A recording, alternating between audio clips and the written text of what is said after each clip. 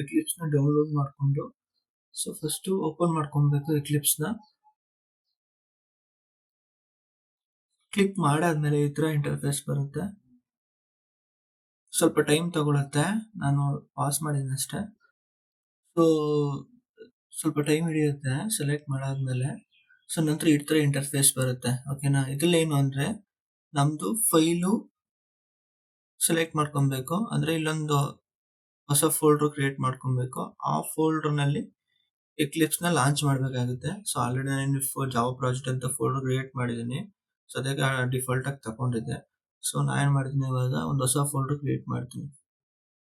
New folder, example MS Java ಅಂತ create ಮಾಡ್ತೀನಿ. ನೀವೇನಾದ್ರು ಮಾಡ್ಕೊಬೋದು, ಜಸ್ಟ್ ಫೈಲ್ ಅಷ್ಟೇ ಅದು.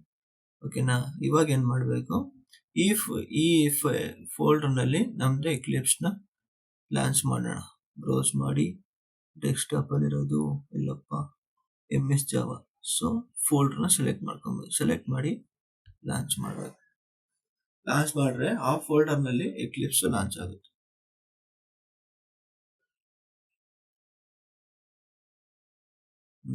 ಲಾಂಚ್ ಆಯ್ತು. ಈ ಥರ ಇಂಟರ್ಫೇಸ್ ಬರುತ್ತೆ.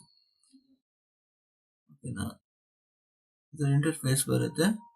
ಸೊ ನಾವೇನು ಮಾಡಬೇಕು, ಫಸ್ಟು ಇದರ ಇಂಟರ್ಫೇಸ್ ಬಂದಾಗ ಫೈಲ್ ಹೋಗಿ, ನ್ಯೂ ಹೋಗಿ,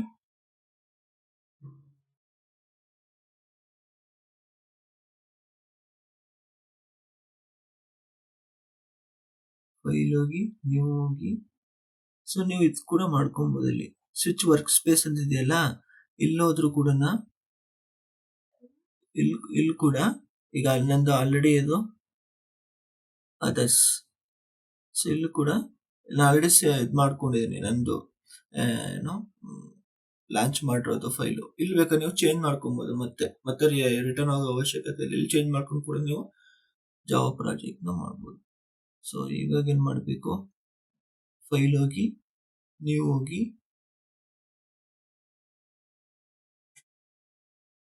ಒಂದೊಂದ್ರಲ್ಲಿ ಏನು ಬರುತ್ತೆ ಅಂದರೆ ಜಸ್ಟ್ ಜಾವಾ ಪ್ರಾಜೆಕ್ಟ್ ಅಂತ ಬರುತ್ತೆ. ಮೇನ್ ಆಗಬೇಕಾದ್ರೆ ನಮಗೆ ಜಾವಾ ಪ್ರಾಜೆಕ್ಟ್. ಇಲ್ಲಿ ಜಾವಾ ಪ್ರಾಜೆಕ್ಟ್ ಕಾಣಿಸ್ತಾ ಇಲ್ಲ. ಸೊ ಅದಕ್ಕೆ ನಾನು ಏನು ಮಾಡ್ತೀನಿ, ಪ್ರಾಜೆಕ್ಟ್ ಹೋಗ್ತೀನಿ. ಪ್ರಾಜೆಕ್ಟ್ ಹೋಗಿ ಜಾವಾ ಪ್ರಾಜೆಕ್ಟ್ ಸೆಲೆಕ್ಟ್ ಮಾಡ್ತೀನಿ. ಒಂದೊಂದು ಸಿಸ್ಟಮಲ್ಲಿ ಜಸ್ಟ್ ಜಾವಾ ಪ್ರಾಜೆಕ್ಟ್ ಡೈರೆಕ್ಟಾಗಿ ಬಂದ್ಬಿಡುತ್ತೆ ನೀವು ಅಂತ ಹೋದ ತಕ್ಷಣ. ಯಾಕೆಂದರೆ ಜಾವಾ ಪ್ರಾಜೆಕ್ಟ್ ನೆಕ್ಸ್ಟ್ ಕ್ರಿಯೇಟ್ ಮಾಡಿ. ಜಾವಾ ಪ್ರಾಜೆಕ್ಟ್ ಏನಾದ್ರು ಕೊಡ್ಬೋದು ನೀವು. ನಾನು ಜಸ್ಟ್ MSPRG ಪ್ರಾಜೆಕ್ಟ್ ಅಂತ ಕೊಡ್ತೀನಿ. ಓಕೆನಾ, ಕೊಟ್ಬಿಟ್ಟು ನೆಕ್ಸ್ಟ್ ಟೈಪ್ ಮಾಡಿ. ಈ ಥರ ಸೋರ್ಸ್ ಅಂತ ಬಂದ ತಕ್ಷಣ ಫಿನಿಶ್ ಬರುತ್ತೆ. ಇದನ್ನ ಅಕ್ಸೆಪ್ಟ್ ಮಾಡ್ಕೊಳ್ಳಿ, ಪರ್ಸ್ಪೆಕ್ಟಿವ್ ಎಲ್ಲ ಬೇಕು ಅಂತ. ನೋ ಅನ್ ಕೊಟ್ಬಿಟ್ರೆ ಸೋರ್ಸ್ ಬಾರ್ ಎಲ್ಲ ಡಿಸ್ಪ್ಲೇ ಆಗಲ್ಲ. ಐ ಥಿಂಕ್ ನಾನು ಚೆಕ್ ಮಾಡೀನಿ.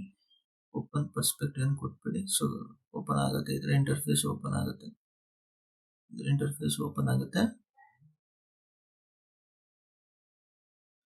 ಸೊ ನಂತರ ನಮ್ಮ ಪ್ರಾಜೆಕ್ಟ್ ಮೇಲೆ ಕ್ಲಿಕ್ ಮಾಡಬೇಕು. ಇಲ್ಲಿ ಸೋರ್ಸ್ ಅಂತ ಬರುತ್ತೆ ನೋಡಿ, GLI ಸಿಸ್ಟಮ್ ಲೈಬ್ರರಿ ಸೋರ್ಸ್ ಅಂತ. ಸೋರ್ಸ್ ಮೇಲೆ ಕ್ಲಿಕ್ ಮಾಡಿ, ರೈಟ್ ಕ್ಲಿಕ್ ಮಾಡಿ. ಸೊ ಇಲ್ಲಿ ನೀವು ಹೋಗ್ಬೇಕು. ಇಲ್ಲಿ ನಾವು ಪ್ಯಾಕೇಜ್ ತಗೊಬೇಕು. ಇಲ್ಲಿ ಪ್ಯಾಕೇಜ್, ಇಲ್ಲಿದೆ ಪ್ಯಾಕೇಜ್. ಪ್ಯಾಕೇಜ್ನಲ್ಲಿ ಏನು ಮಾಡಬೇಕು, com.ac.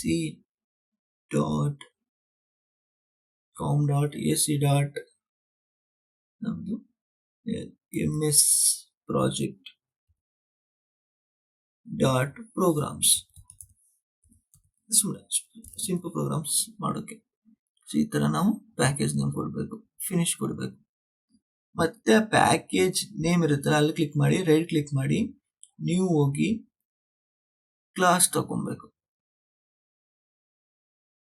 ಓಕೆನಾ, ಕ್ಲಾಸ್ ತಗೊಂಡು ಕ್ಲಾಸ್ ನೇಮ್ ಏನು ಕೊಡಬೇಕು, ಅಲ್ಲಿ ನಾವು ಕ್ಲಾಸ್ ಎಕ್ಸಾಂಪಲ್ ಜಾವಾ ಮಾಡಬೇಕಾದ್ರೆ ಕ್ಲಾಸ್ ನೇಮ್ ಕೊಟ್ಟಿರ್ತೀವಿ. Example public class demo or something ಯಾವ್ದಾದ್ರು ನೇಮ್ ಕೊಟ್ಟಿರ್ತೀವಿ ಕ್ಲಾಸ್ ನೇಮ್.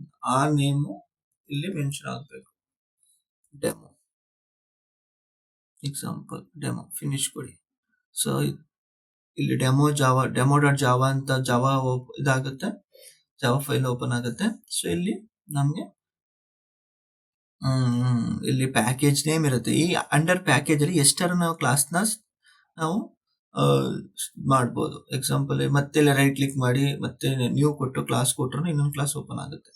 ಸೊ ನಾವು ಈ ಅಂಡರ್ ಈ ಪ್ಯಾಕೇಜಲ್ಲಿ ಎಷ್ಟು ಕ್ಲಾಸ್ನಾದ್ರೂ ನಾವು ಓಪನ್ ಮಾಡ್ಬೋದು. ಅಂದರೆ ಪ್ಯಾಕೇಜ್ ಅಂದರೆ ಕಲೆಕ್ಷನ್ಸ್ ಆಫ್ ಕ್ಲಾಸಸ್. ಓಕೆನಾ. Next demo.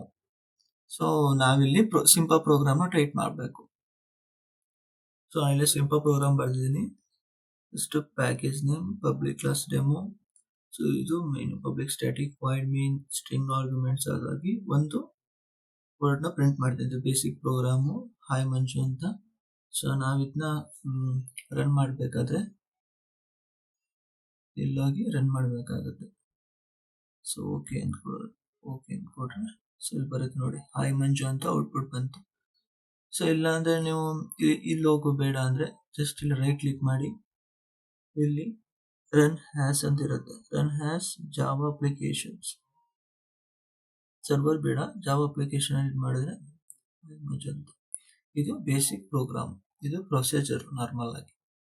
ಓಕೆನಾ. Thank you.